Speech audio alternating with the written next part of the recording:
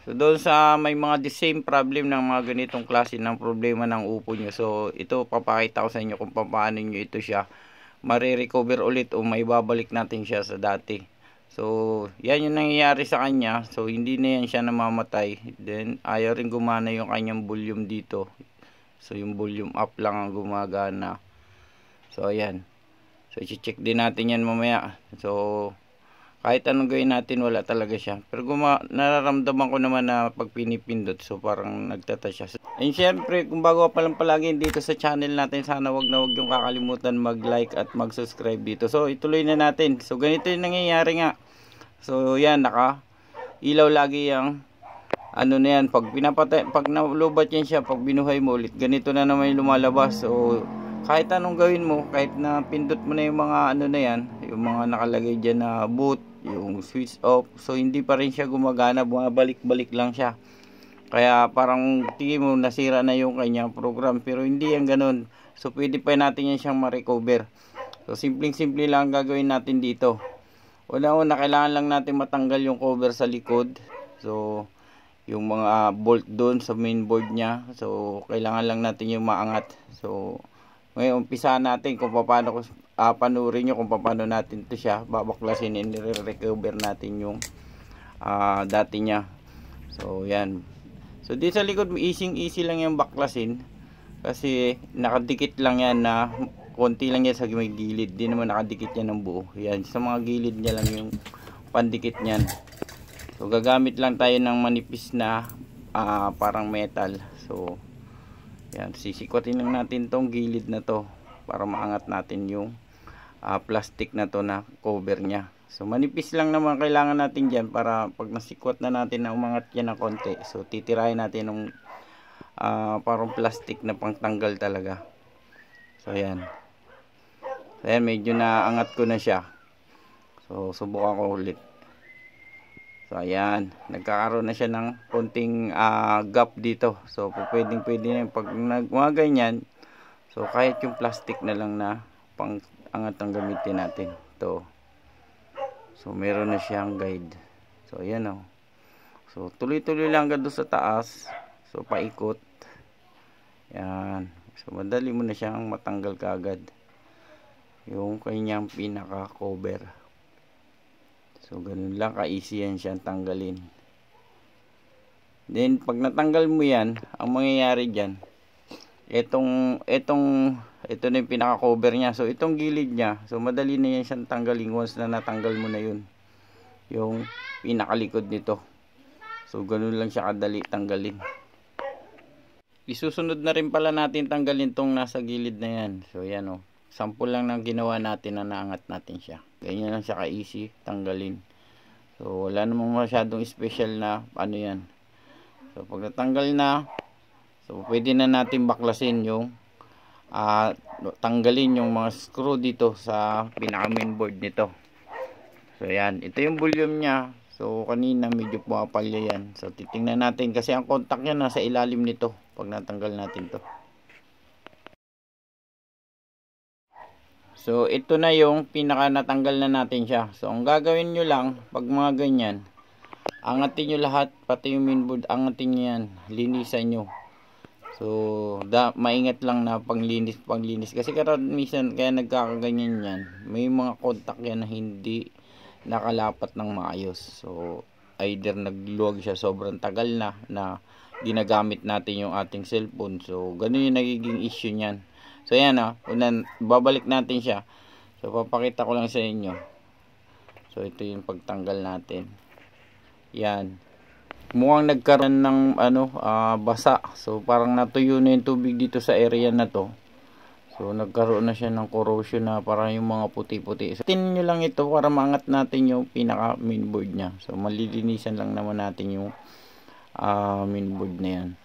Kasi nasa ilalim yan, pag minsan ayaw gumana yung mga volume, nasa ilalim yan yung pinaka-contact nito. So ayan. Ito lang naman yung pinaka mainboard niyan. So napakalit lang. Yan. So tanggalin natin lang. Linisan nyo lang yan ng yung mga dumi-dumi diyan. So kailangan natin yan siyang, lalo na yung mga ganitong contact yung pinaglalapatan nung ito is nasa power button ito. So yan ang nangyayari dyan. So kaya minsan parang pumapalya siya dahil dito naglo-lose connection. So yan. Nasa ano pala to, volume. So itong isang nasa gilid yung power. So ito yung nasa power. Yan. So itong dito, so ayan yung nilalapatan ng contact ng volume niya. So kailangan natin malinis yan. Yung mga yan. So tatanggal na lang natin. Tapos kailangan din make sure nyo na hindi kayo makakagalaw ng mga pesa dito. So yung medyo ano lang, hindi naman dapat na paglinis nyo talagang lilinisin nyo ng husto. Hindi naman ganun. So yan, tanggalin nyo lang yung mga dumikit na nakikita nyo. So itong main board, dito brasin natin to yung pinaka casing. Kasi medyo ano na. So madumi na talaga. Tatanggalin na rin natin tong isa na to para yung isang camera. So para yan siya mabras ng ganun. Yan. Kasi natin lahat yan mga dumi. Kasi minsan yan, sabi ko nga, lost connection lang yan, yung mga ganong klase na ayaw bumalik. So dapat yun pag may pinindot ka doon ng mga ano, gumana yun kung kalo na kung magre-reboot ka, gumagana yan. Kaso wag ganun na bumabalik-balik, ibig sabihin hindi kompleto yung ano niya, yung nangyayari sa system niya, meron siyang hinahanap. So either dito sa mga connection ng contact na dito sa mainboard niya, so yun yung kailangan yung gawin dyan. So wala namang ibang special dito na aayusin kayo. Kailangan nyo lang linisin, ibalik ulit ng maayos. So ganun lang, baklas lang. Kumbaga parang condition lang natin siya ulit. So ngayon ito na siya. So ayan. So kita nyo lumabas agad yung logo ng Oppo natin. So hintayin natin yan siyang magkaroon ng yung parang naglo-loading siya. So kasi pag ganito, yun, nakita nyo na wala na. So yan indication na goods na to. So hintayin na lang natin yan kasi parang ang mangyayari dyan, na-reset yung cellphone mo na yan pag ganito mangyayari, mare-reset yung cellphone na yan. So magsiset ka ulit ng panibago dito. Pero madali naman yung kailangan mo lang sundan yung mga sasabihin niya. So kagaya nito, so yan, nawala na yung language niya. So kailangan natin lagay yung language. So yan. Then follow nyo lang lahat ng mga ano dyan, yung mga sasabihin niya. Dito, so lagyan natin ng Philippines. Hanapin lang natin dito yung Philippines. Yun. Then okay. So ito, continuous lang. Then ito ay ito naghumihingi siya ng wifi. Kailangan may connection tayo kasi kailangan mag-update. So ngayon ang gagawin ko, ilalagay ko na lang yung aking wifi dito. So kailangan yung mag-connect ng wifi diyan.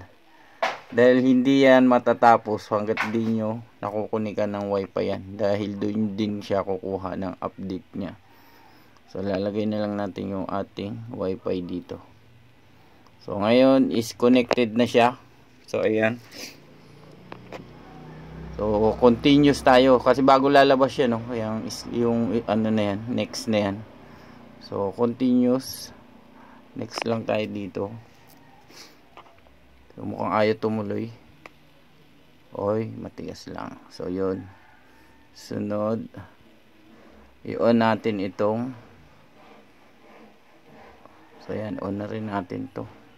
So, okay.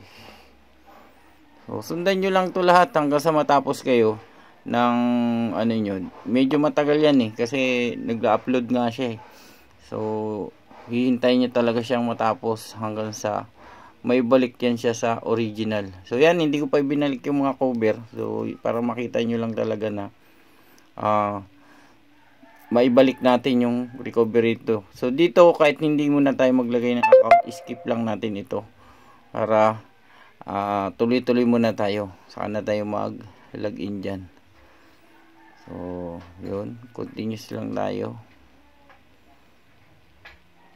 So ayan. So next tayo. So dito, so pwede tayo mag-skip. So okay lang tayo dyan. Continuous ulit. So ayan na. Konti na lang. Matatapos na rin to siya. So yun, pwede lang tayo dun sa dalawa. So ito na siya. So pag mga ganito, nandoon ka na sa dulo. So yun na. Yan na siya. Bumalik na sa original yung dati niyang mga setup. So yan yung pinaka-original na setup niyan. So para siyang brand new na ulit yung kanyang system. So yan.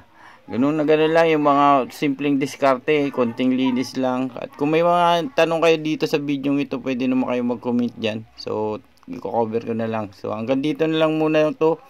At kung bago ka pa lang pala again dito sa channel natin, sana wag niyong kalimutan mag-like at mag-subscribe dito. So, stay safe and goodbye.